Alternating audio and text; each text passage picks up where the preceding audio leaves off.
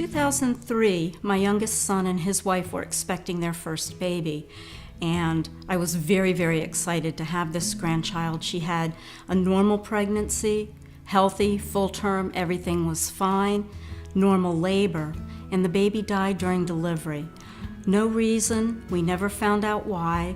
The medical staff was as stunned as the family, and it really rocked me.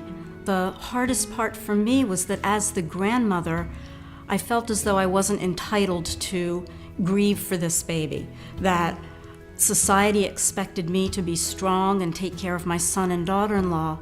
And people asked me constantly when I went back to work, "How's your daughter-in-law doing?" Many people didn't even ask how my son was doing, but very few people asked me how I was doing and how I was handling it. I looked for resources. I couldn't find anything. I found lots and lots of books on perinatal loss, but they were all geared toward parents. Most of them had maybe one page for a grandparent. I looked for support groups, and the local physical support groups were geared again toward parents.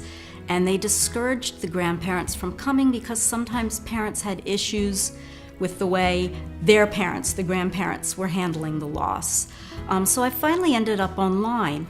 I found an online support group through a national organization that had a grandparent chapter, and most of the deaths of the people in this chapter were either infants, some SIDS, some very toddler cancers, but they were all young. So I finally found a community that I could talk to and relate to, and a place that I could take my grief. The online forum worked for me because in the middle of the night, I didn't have to get dressed and leave the house. I could just boot up the computer, and there was always somebody there. So it's been many, many years, and kind of the analogy that I use to describe my grief now is that it's like your favorite bathrobe. It's worn smooth, but it's still there. I still put it on every day. I carry my granddaughter in my heart.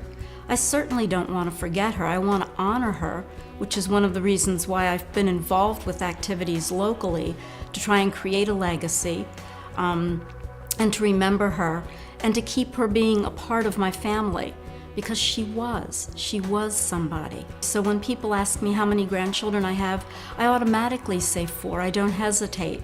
Sometimes I still to this day get tripped up when they ask, like, how old are they? If they say how many boys, how many girls, I'm okay with that. I can say I have 1 grandson, 3 granddaughters. But then when they ask the ages, I'm never quite sure what to say. You know, that's the rough part, is answering the questions that people ask in a social situation, not intending to get into a whole big grief discussion. I've always been a journaler, and I kept a very detailed journal after she died, and I would be on the phone late at night with actually my daughter-in-law, and we both are readers, so we would order books and trade the books on Amazon, and I used to whine and complain to her that I couldn't find anything for grandparents, and that I was rereading my own journal entries. And she, the bereaved mother, was the one who said to me, "Then that's the book you need to write, because you've done the research. You know that approximately 80 babies a day are stillborn in the United States. You are not the only grandmother sitting there crying in the middle of the night." So I wrote a book on the grandparents' journey. I combined grief theory with our own personal family history.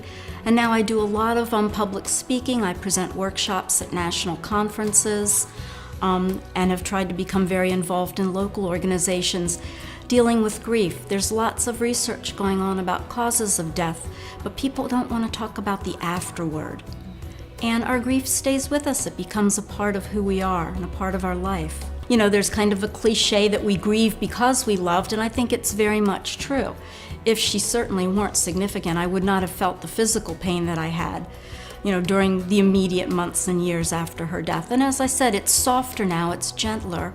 When I'm talking to newly bereaved grandparents and they ask, when will I get over this and when will this end? One of the things I tell them is, it's not something that you get over, it's something that you find a way to incorporate. You make it part of who you are. And it becomes easier over time, like that soft bathrobe that's been washed many, many times. But the fact that my granddaughter died will never get any better.